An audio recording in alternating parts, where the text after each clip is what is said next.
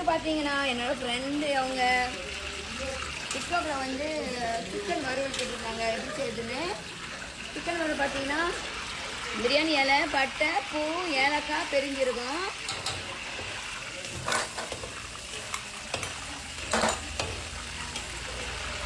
அரைக்கிறீங்க அதை வர இருக்கு. அப்புறம் பார்த்தீங்கன்னா 2 ஃப்ராய் போடுறதுனாலும் பரவாயில்ல, ஆனால் நான் போடுவேன் பார்த்துக்குங்க.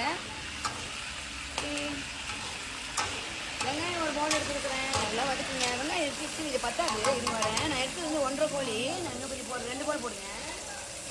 வெங்காயம் 2 பவுல் போடுறேன் பாருங்க. 2 பவுல்னா ஒரு பவுலுக்கு நல்லா 2 பெரிய வெங்காயம் வெட்டுனேன். இவ்வளோ பெரிய வெங்காயத்தை 2 வெட்டுனா நிறையா கிடைக்கும். அப்போ 4 வெங்காயம் பெரிய வெங்காயம் போட்டிருக்கேன். வெங்காயம் கூட போடுங்க, அப்போ தான் நல்லாயிருக்கும். சிக்கன் வறுவல் நல்லா வதங்கட்டும். ஓகே ஃப்ரெண்ட்ஸ், வெங்காயம் பார்த்தீங்கன்னா நல்லா வெந்துருச்சு. இப்போ நான் என்ன போட போகிறேன்னா இஞ்சி பூண்டு ஒரு பவுல் ஊற்ற போகிறேன். நல்லா திக்காக அரைச்சிக்கோங்க.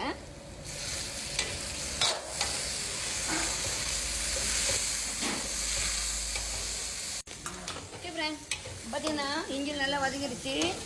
கொஞ்சோண்டு இறச்சிக்கத்தூள், கொஞ்சம் இறச்சிக்கத்தூள், இது 1 கோழிக்குள்ள அளவு, 3 கரண்டி பட்டை மிளகாத்தூள், அடுப்பு குறையா கீயும். நான் தண்ணி ஊற்ற மாட்டேன், வறுவலுக்கு தண்ணி ஊற்ற மாட்டேன். ஒரு அரை ஸ்பூனு கூட இல்லை, அதோட குறைவா மஞ்சத்தூள். அதுக்கப்புறம் பார்த்தீங்கன்னா ஒரு ஸ்பூன் மல்லித்தூள், அதோடு சேர்த்து தக்காளி பழம் 1 பவுலு,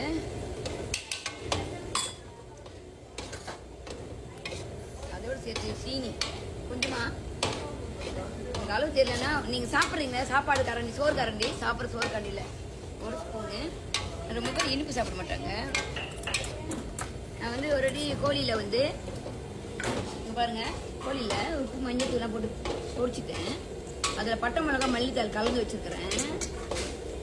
கொஞ்சோண்டு உப்பு கூட பார்த்தீங்கன்னா இதில் வந்து ஒரு அரை கண்டி தான் போடுறேன் பாருங்கள். ஒரு கண்டியில் அரை கண்டி அதெல்லாம் போட்டுக்கலாம். நீங்கள் வந்து கோழியில் போட்டு கிண்டுறீங்களே, கிண்ட மாதிரி நீங்கள் செக் பண்ணிக்கலாம். சாப்பிட்டு பார்த்து கூட நீங்கள் உப்பு தம்பா பண்ணிக்கோங்க. இந்த கோவா பார்த்தீங்கன்னா இந்த வறுவல் கோவை வந்து நீங்கள் முட்டைக்கும் வைக்கலாம், கோழிக்கும் வைக்கலாம், மட்டனுக்கும் வைக்கலாம், பூடனுக்கும் வைக்கலாம். சிக்கன், மட்டன், மீன், கோழி, முட்டை எல்லாத்துக்கும் இந்த கோவா வைக்கலாம் பாருங்க. இப்போ பார்த்தீங்கன்னா இன்னும் கொஞ்சம் கருவேப்பிலை போடுறேன்.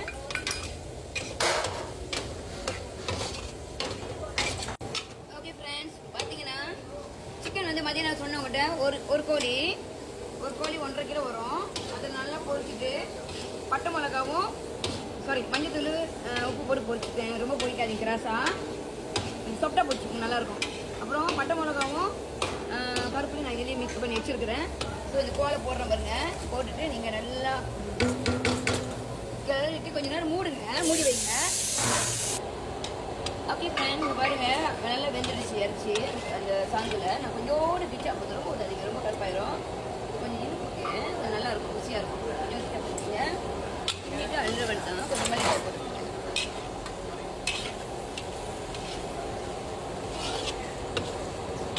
ஓகே, நல்லா கிண்டிட்டீங்களா? அங்கே பாருங்க, நல்லா கிண்டிட்டு கொஞ்சம் மல்லித்தூள் போட்டுக்குங்க. ஓகே ஃப்ரெண்ட், சிக்கன் வறுவல் ரெடி.